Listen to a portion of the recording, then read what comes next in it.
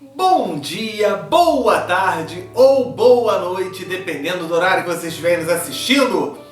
Meu nome é Sérgio W. Soares e estamos dando início a mais um Auxílio ao Evangelho no Lar.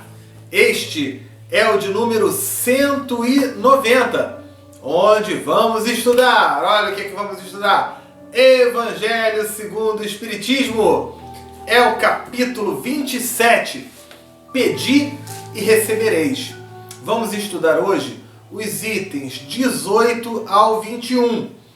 É aquele que fala sobre a ação da prece pelos mortos e pelos espíritos sofredores. Então vamos entender direitinho isso aí, tá ok? Muito bem. Nossa página na internet, você está vendo aí, ó, www.evangelhonolar2012.blogspot.com. Entrou nessa página. O que você vai encontrar? Toda sexta-feira, um novo vídeo. O vídeo costuma ter 35 minutos, mais ou menos, tá? Os 5 minutos iniciais, se você quiser, você pode até adiantar, porque o estudo começa exatamente quando completam 5 minutos dessa introdução. E aí, meia horinha de evangelho para a gente poder estudar, aprender, né? Enfim, fazer esse acompanhamento. No site tem o vídeo, tem o texto do Evangelho, tem o texto da página de preparo, que hoje, ó, é do livro Fonte Viva, do Emmanuel, que foi psicografado pelo Chico Xavier, e tem o significado das palavras mais difíceis. Em parênteses, a gente já coloca do lado da palavrinha o significado delas, para poder facilitar o estudo. Não tem desculpa, né, de que o Espiritismo é muito difícil, tem palavra complicada. Não está mais complicado. Porque com o significado delas ao lado, qualquer um agora pode fazer o Evangelho no Lar. Tá ok? Nosso Facebook. Você está vendo aí, ó.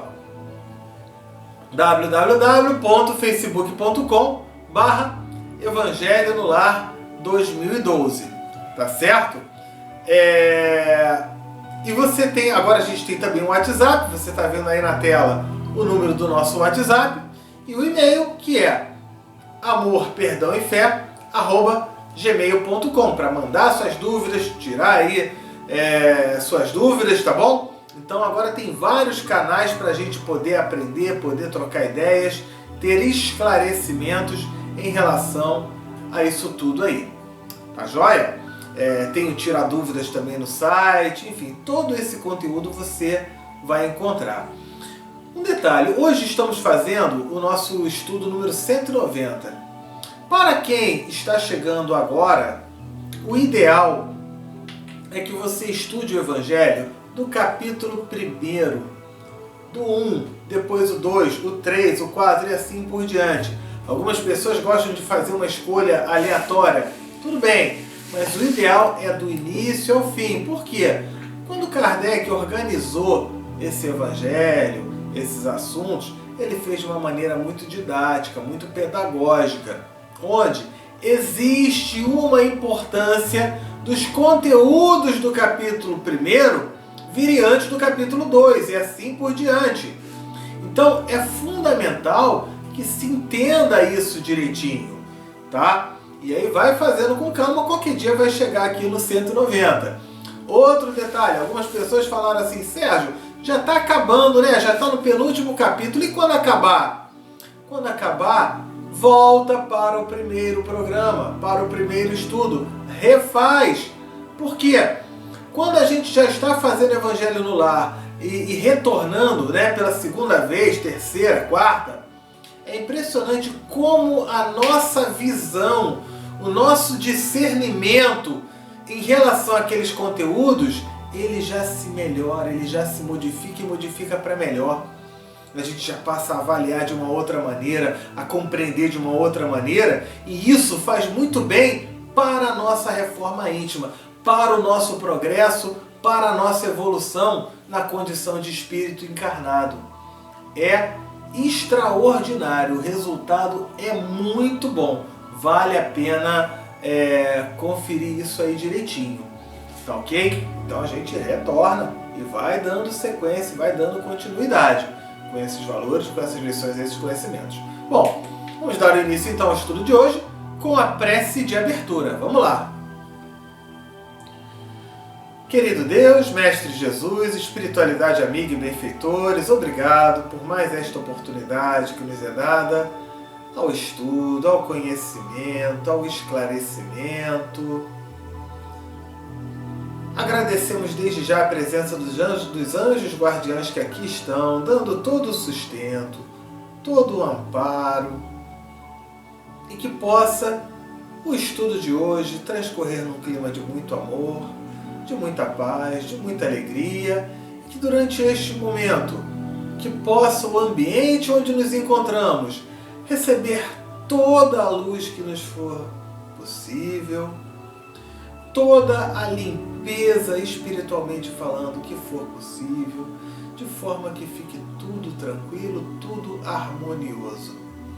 Muito obrigado, que assim seja, graças a Deus. Então, vamos lá.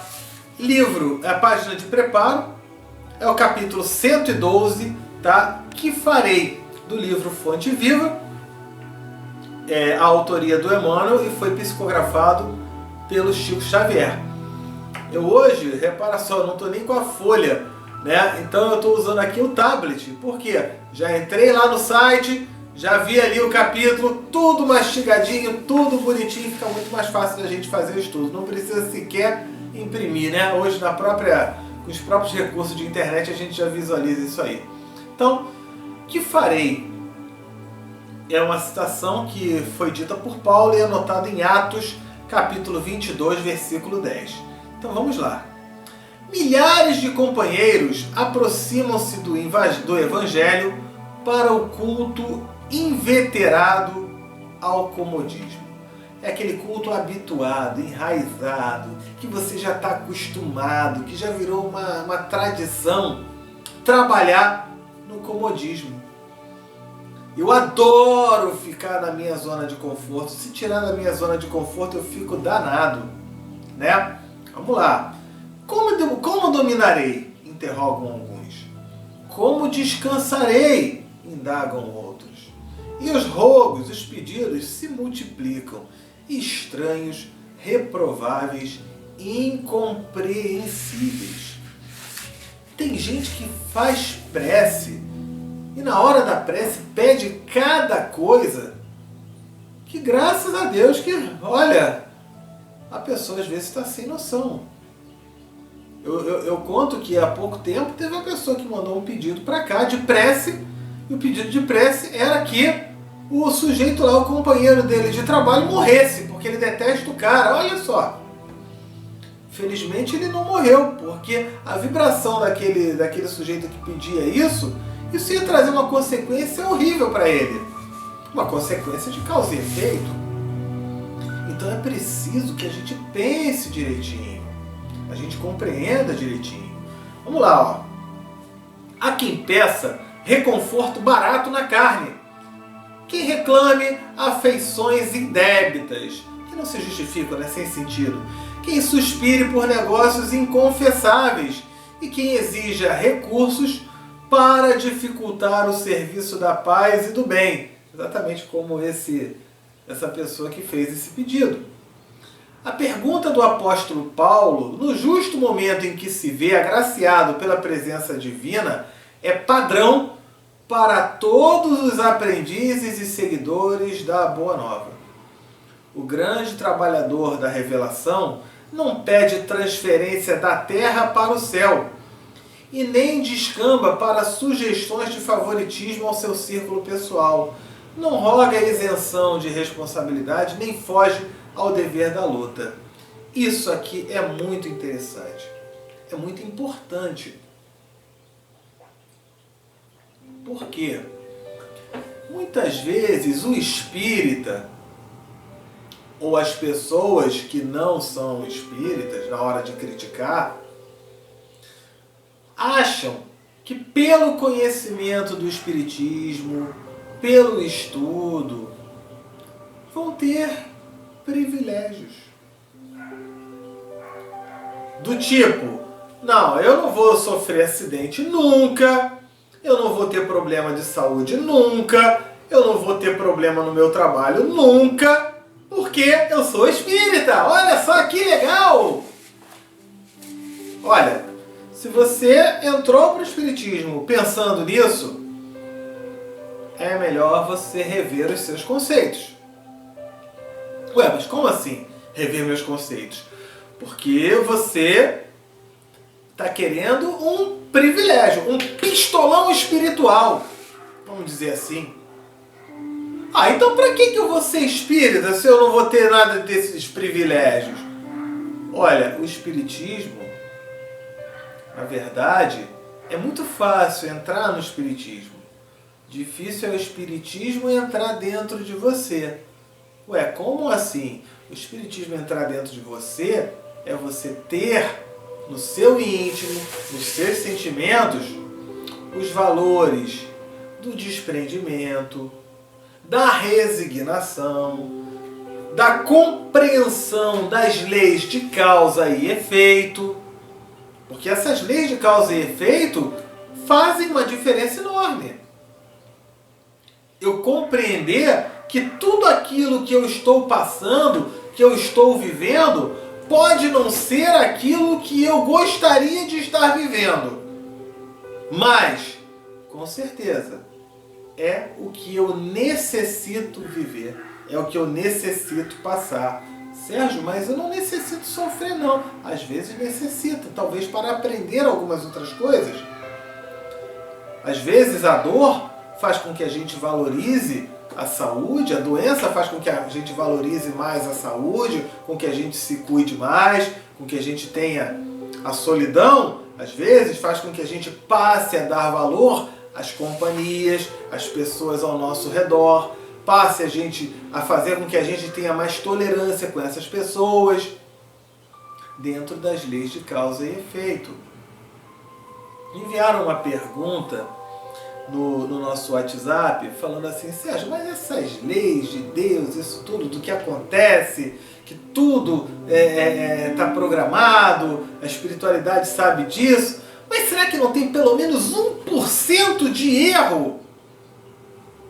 A resposta que eu dei foi a seguinte: muitas vezes, dependendo da dificuldade que a gente passa, que a gente está enfrentando, a gente tem até um sentimento assim, será que não tem 1% de acerto? Porque parece que está tudo errado. Não é possível que esteja acontecendo aquilo tudo. E aí, a gente vai buscar o quê? Nos espíritos superiores, os espíritos de luz, que nos informam. Não tem nenhum erro, é 100% de acerto. Só que o acerto vindo dos espíritos de luz, do plano espiritual, nem sempre está compatível com o nosso entendimento, com a nossa capacidade de compreensão. E aí a gente se revolta, a gente fica indignado, a gente fica desesperado, começa a reclamar. Vou dar um exemplo.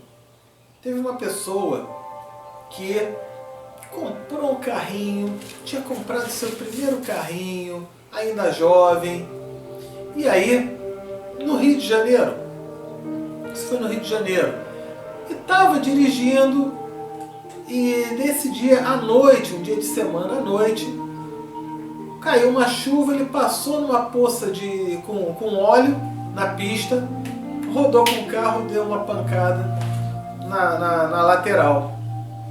Ele ficou revoltado, né? Ia gastar agora um dinheiro. Poxa, tudo aquilo que ele juntou foi um transtorno, teve que arranjar reboque, aquilo tudo, né? Ficou indignado. Tá tudo errado, ele trabalhou honestamente, ele estava dirigindo com cuidado, estava com cinto de segurança, era um motorista super prudente. Como poderia ter um acidente daquele? Pois bem, 2 dias depois, que aquilo foi numa noite, uma madrugada, 2 dias depois, quando ele abriu o jornal, ele viu que num túnel no Rio de Janeiro chamado Túnel Santa Bárbara, bandidos tinham feito uma falsa blitz e levaram todos os carros que ali passaram. Uns 10 carros ali foram levados por eles. E se esse rapaz não tivesse passado por aquilo, rodado com o carro dele teria sido um desses. Repara só. Pareceu uma coisa errada, mas aquilo trouxe um benefício. Ah, mas Sérgio, mas e os outros que tiveram o carro roubado? Alguma razão tem. Alguma razão existe.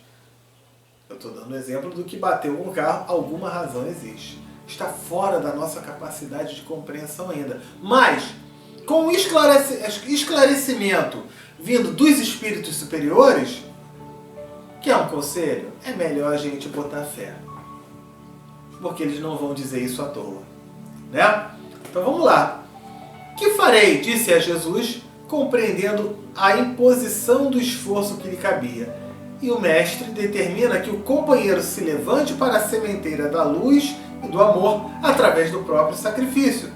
Se foste chamado para a fé, não recorras ao divino orientador, suplicando privilégios e benefícios que justifiquem sua permanência na estagnação espiritual, ficar ali parado, estacionado sem fazer nada.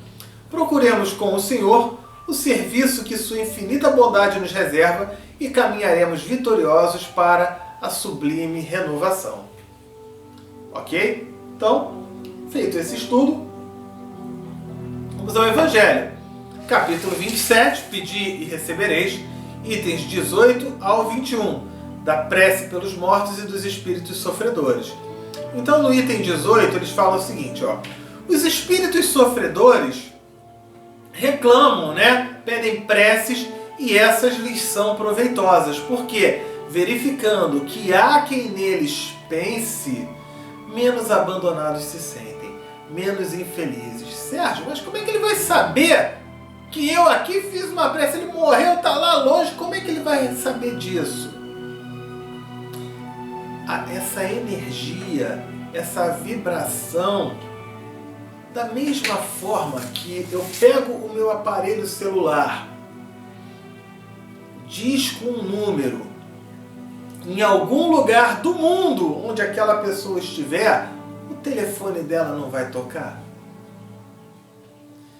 A prece, ela tem essa capacidade. Eu aqui faço uma prece, estou enviando uma energia positiva, porque no próprio estudo da espiritualidade nós somos uma usina, uma verdadeira usina de energias, e essa energia consegue alcançar aquela pessoa. Ela pode até não atender, mas que chega lá, chega. E ela estando aberta para essa receptividade, isso é um grande alívio para ela. André Luiz mostra isso até no livro Nosso Lar, fala sobre isso. As preces que fizeram por ele. Ok? Então, ó, verificando que há neles quem pensa. A pessoa, epa, estão pensando em mim. Eles já vão se sentir menos abandonados, menos infelizes. Entretanto, a prece tem sobre eles ação mais direta. Reanima-os, incute-lhes, introduzem, né, sugerem o desejo de se elevarem pelo arrependimento e pela reparação. E possivelmente desvia-lhes do mal o pensamento. Quando você sabe que tem alguém pensando em você, confiando em você, você já não modifica a tua ação? Você já não repensa sobre a sua vida, sobre as suas atitudes? É isso que acontece com esses espíritos. Eles já passam a... Opa! Quem sabe não seja a hora. Ou então, puxa vida, eu estou nesse sofrimento aqui, tem gente que pensa em mim, eu quero encontrar essas pessoas, eu quero sair dessa vida, eu quero me melhorar. Isso ocorre. Ok? Então, possivelmente, desvia-lhes do mau pensamento. E nesse sentido, que lhes pode não só aliviar, como abreviar os sofrimentos. No livro O Céu e o Inferno, segunda parte, exemplos, fala sobre isso. Item 19.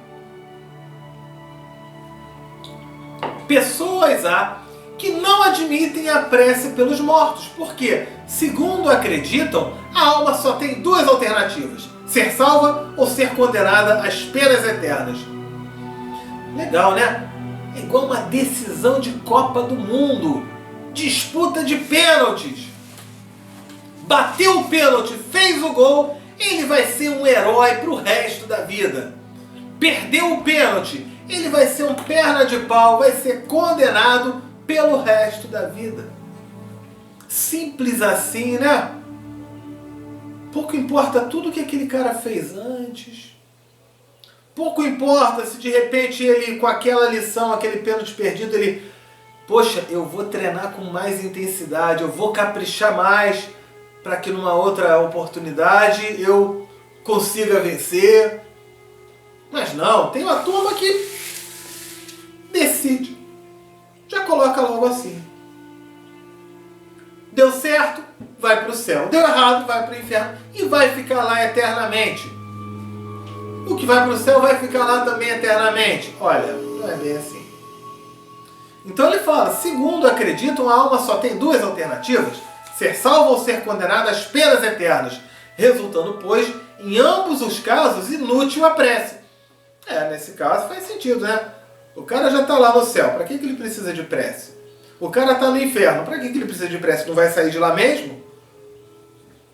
Então, veja só. Não faria nenhum sentido. E o Deus de misericórdia, de amor, de perdão, então não existe também, né? Ele está no inferno ali para sempre. Não vai sair de lá nunca mais? Então tem alguma coisa errada. Então não diga que esse Deus é de misericórdia, de amor e de tudo mais. Como a gente vê em algumas crenças religiosas falarem isso. Que Deus é bom, que é justo e é misericordioso, perdoa. Aqui ele está dizendo que não vai perdoar. Então vamos pensar direitinho. Sem discutir o valor dessa crença que fala que vai para o céu, vai para o inferno e vai ficar eternamente, vamos admitir por um instante a realidade das penas eternas e irremissíveis, imperdoáveis, e que as nossas preces sejam impotentes para lhes pôr fim. O sujeito foi para o inferno e pronto. Perguntamos se nessa hipótese será lógico, será caridoso, será cristão recusar a prece pelos réprobos, condenados, excluídos. Tais preces, por mais impotentes que fossem para os liberar, não lhe seria uma demonstração de piedade capaz de abrandar-lhes sofrimentos? Na terra, quando um homem é condenado a galés, as condenações perpétuas, quando mesmo não haja a mínima esperança de obter-se para ele perdão, será defesa uma pessoa caridosa ir carregar-lhes os grilhões, as correntes, né, para aliviar o peso deles? E sendo alguém atacado de um mal incurável, dever-se-á por não haver para o doente esperança nenhuma de cura, abandonar ele sem lhe proporcionar qualquer alívio? Está condenado mesmo, né? E pronto. Ainda fazemos muito isso com os animais, né? Sacrificar o animal. E sacrificar o ser humano. Olha, tá com a doença aí, vai morrer mesmo. Então tá, já larga logo ele por aí. Nem precisa botar no hospital, nem precisa deixar no hospital, levar para lugar nenhum. Larga num canto. Faz sentido isso? O mesmo vale para aquela pessoa que desencarnou e que está num lugar de sofrimento pelas besteiras, os erros, os crimes que cometeu. Ou você acha que nunca cometeu nenhum crime? Sérgio, não, eu sou ficha limpa 100%. Ok, mas e na encarnação passada, hein? Na retrasada? E na antes da retrasada? Eu era tão bom ou melhor? Olha só, melhor não era não.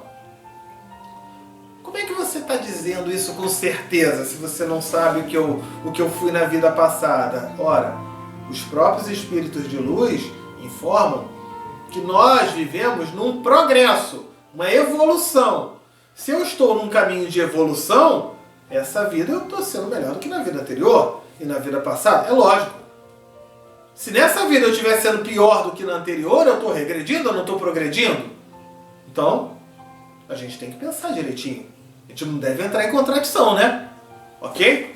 Vamos lá então. Lembrai-vos que entre os réprobos, esses condenados, pode achar-se uma pessoa que vos foi cara, um amigo, talvez um pai, uma mãe, um filho, e dizeis, se não havendo, segundo credes, possibilidade de ser perdoado este ente, Que lhe recusarias um copo d'água para mitigar-lhe, né? Reduzir, diminuir a sede? Ele está condenado, mas um copo d'água você vai recusar? Um bálsamo, um alívio que lhe seque as chagas, as doenças, as dores? Não faria por eles o que farias por um galé, por um condenado? Não lhe darias uma prova de amor, uma consolação? Não, isso cristão não seria. Se você não fizer isso, você não está sendo cristão. Cristão é você praticar a caridade, é compreender, é acreditar. Errou? Errou. Vai ter que pagar aquela pena, cumprir aquilo? Vai. Mas vamos felizes porque a gente vai estar quitando o débito. Daqui a pouco a gente está progredindo de novo. Né? Não lhe darias uma prova, aquilo ali. Não, isso cristão não seria. Uma crença que petrifica o coração, transforma o coração numa pedra, é incompatível com a crença em um Deus que põe na primeira categoria dos deveres o amor ao próximo. Ah, então o cara errou. Não tem amor, não tem nada, então isso não é compatível com a lei de Deus. Simples assim. A não eternidade das penas não implica a negação de uma penalidade temporária, dado não ser possível que Deus, em sua justiça, confunda o bem e o mal. Ora, negar, neste caso, a eficácia da prece fora negar a eficácia da consolação, dos encorajamentos, dos bons conselhos, fora negar a força que aurimos, né, que tiramos do nosso interior da assistência moral dos que nos querem bem. Outros se fundam numa razão mais especiosa. Bom, voltando ali atrás, aquele que está condenado, peraí, a gente vai acreditar, vai trabalhar, vamos ajudá-lo, vamos enviar forças, energias para ele superar aquilo e entrar no caminho certo. Item 20. Outros se fundam numa razão mais especiosa, mais ilusória. A imutabilidade dos decretos divinos. As leis de Deus não mudam. Dizem esses que as leis de Deus não mudam, não podem mudar suas decisões a pedido das criaturas. A não ser assim, careceria de estabilidade o mundo. O homem, pois, nada tem que pedir a Deus, só cabendo submeter-se e adorá-lo. Ficar naquelas adorações e naquilo tudo. Há, nesse modo de raciocinar, uma aplicação falsa do princípio da imutabilidade da lei divina, ou melhor, ignorância da lei no que concerne, né, que diz respeito à penalidade futura. Essa lei revela-na hoje os Espíritos do Senhor, quando o homem se tornou suficientemente maduro para compreender o que na fé é conforme ou contrário aos atributos divinos.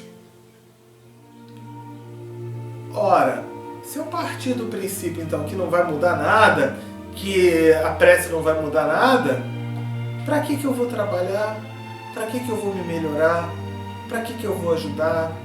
Para que eu vou acreditar na capacidade daquela pessoa?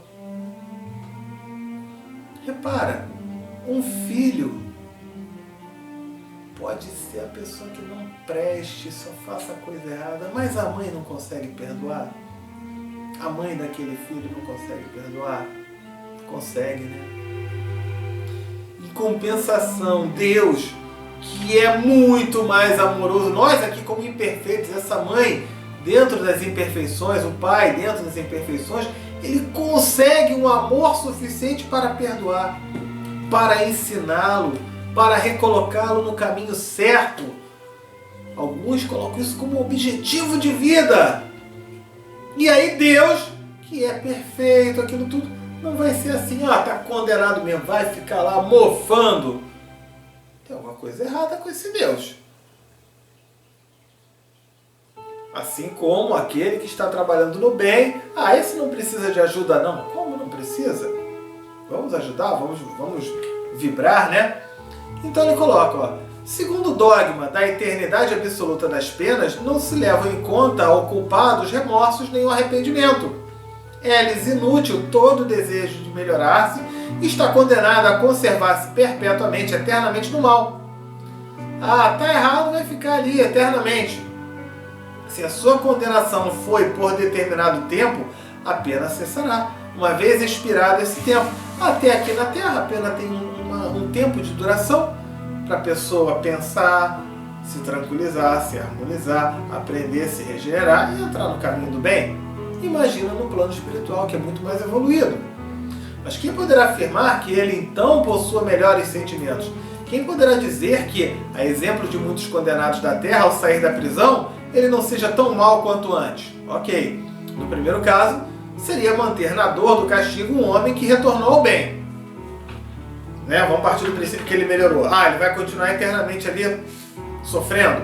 E no segundo caso, seria agraciar a um que continua culpado.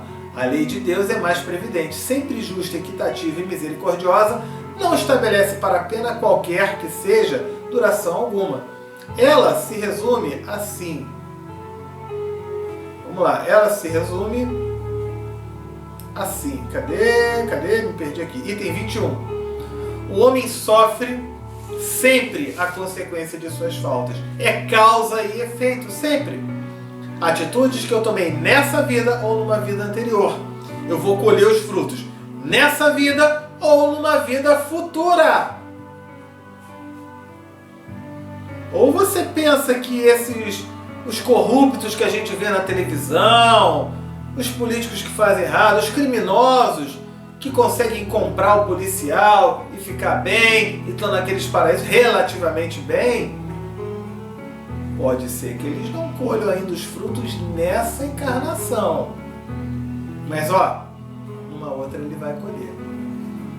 E olha, vai ser bem triste, vai ser bem duro. Então vamos entender isso.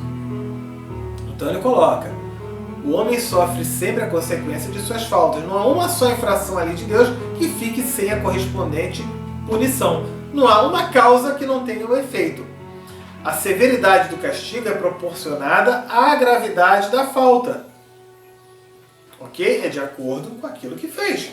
Compatível com aquilo que fez. Indeterminada é a duração do castigo para qualquer falta.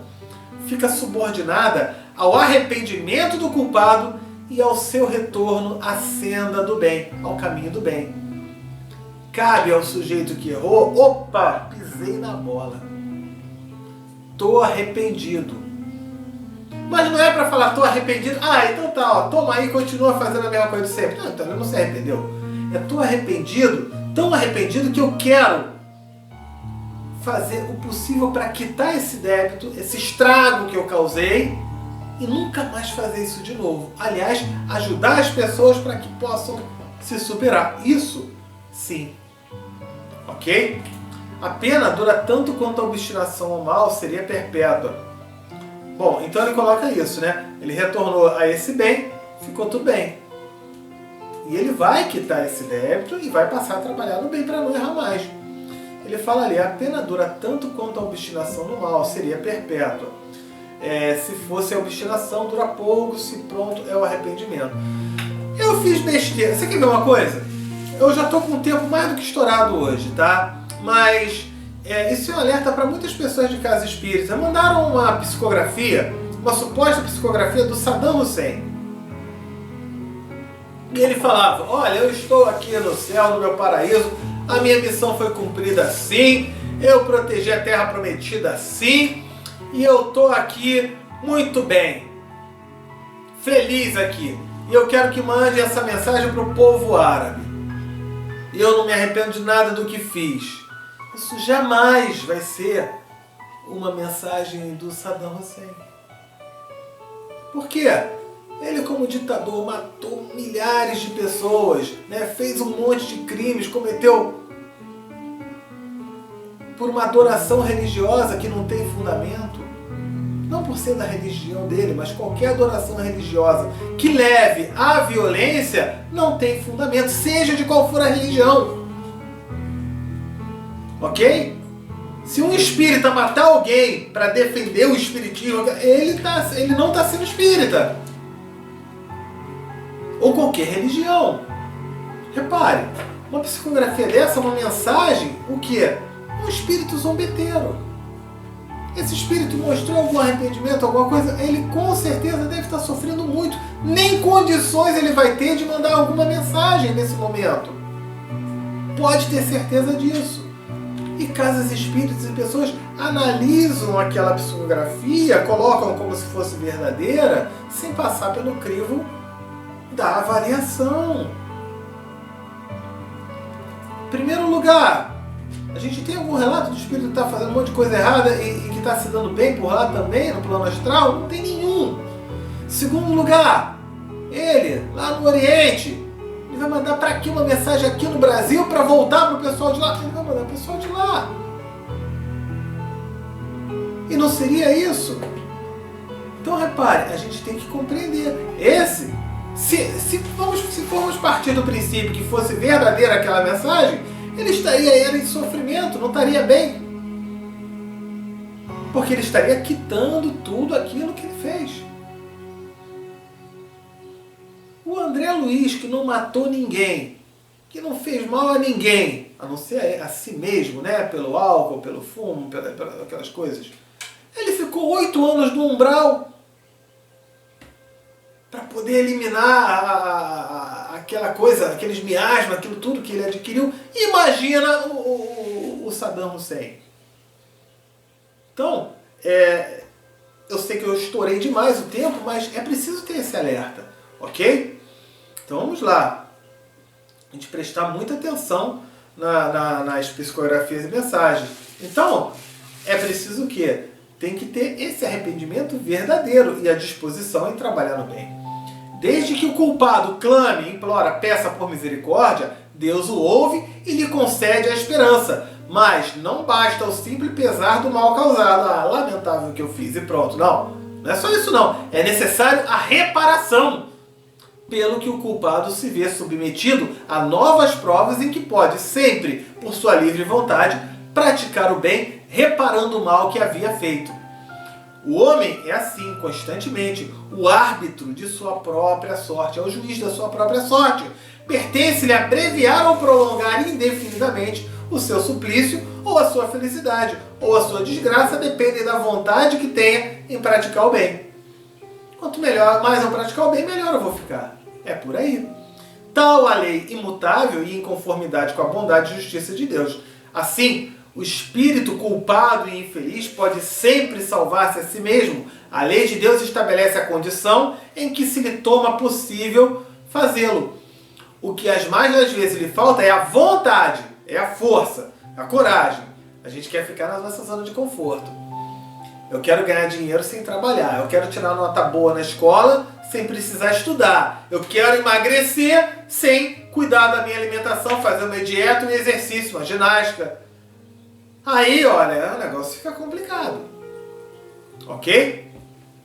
Se por nossas preces lhe inspiramos essa vontade, se amparamos e animamos, se pelos nossos conselhos lhes damos as luzes de que carecem, em lugar de pedirmos a Deus que derrogue, altere a sua lei, tornamos-nos instrumentos da execução de outra lei, também sua, que é a lei de amor e a de caridade. Essa é a principal.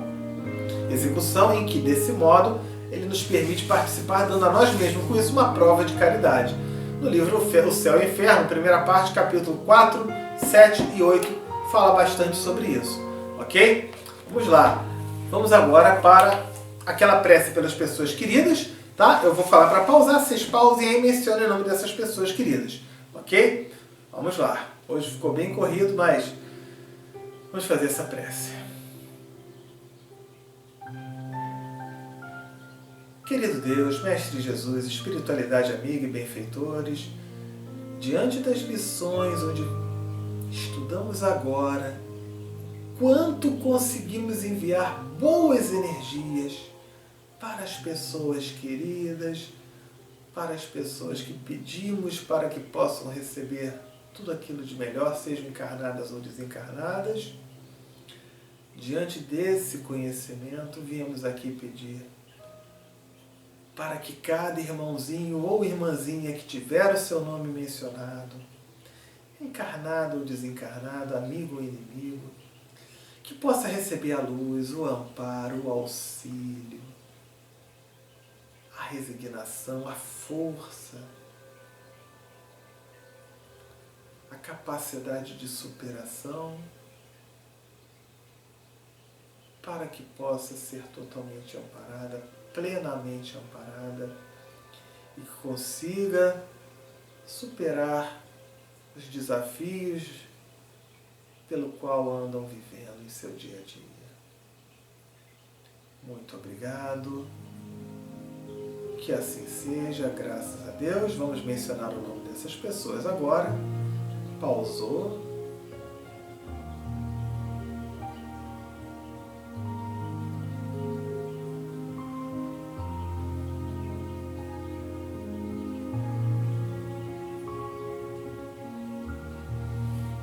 Soltou o pause. Fluidificação da água. Vamos lá. Pegou aí o copo, a jarra, o vasilhame. Você está vendo aí que no programa Minutos de Espiritismo número 23 a gente faz um estudo sobre a água fluidificada, colocando as mãos sobre a jarra, sobre o copo, sobre o vasilhame, onde for aí que você tiver, tá? E vamos fazer a seguinte prece. Querido Deus, Mestre Jesus e Espiritualidade Amiga, viemos neste instante pedir-lhes para que possa esta água receber os melhores fluidos, energias e vibrações, de maneira que, ao contato dela com nossos organismos, possa nos proporcionar tudo aquilo de bom, importante e necessário a cada um de nós. Muito obrigado, que assim seja, graças a Deus. Então, fluidificada a água, eu vou dar um gole aqui da minha água, saúde, e vamos à prece de encerramento. Querido Deus, Mestre Jesus, Espiritualidade Amiga e Benfeitores, obrigado por esta oportunidade de estudo, de conhecimento, de aprendizado. Que possamos, diante dessas lições, trabalhar a nossa reforma íntima, o nosso progresso, a nossa evolução, o esforço no caminho do bem e em sermos cada vez melhores, dia após dia, hoje um pouco melhor do que fomos ontem e amanhã um pouco melhor do que somos hoje. Agradecemos aos anjos guardiães que deram todo o sustento e amparo no estudo de hoje e que possamos ter uma semana com todo o auxílio, toda a proteção que nos forem possíveis pelo nosso merecimento e pela misericórdia de Deus. Muito obrigado, que possamos estar aqui reunidos na próxima semana para mais um estudo, que assim seja, graças a Deus. Bom, finalizado aí o estudo de hoje, tá? Passamos aqui um pouquinho, peço desculpas, mas acho que foi importante a gente ter feito aqueles comentários extras, né, que a gente fez, tá bom? Fiquem com Deus, tenham todos uma ótima semana, tá bom? E até o nosso próximo encontro. Tchau, tchau!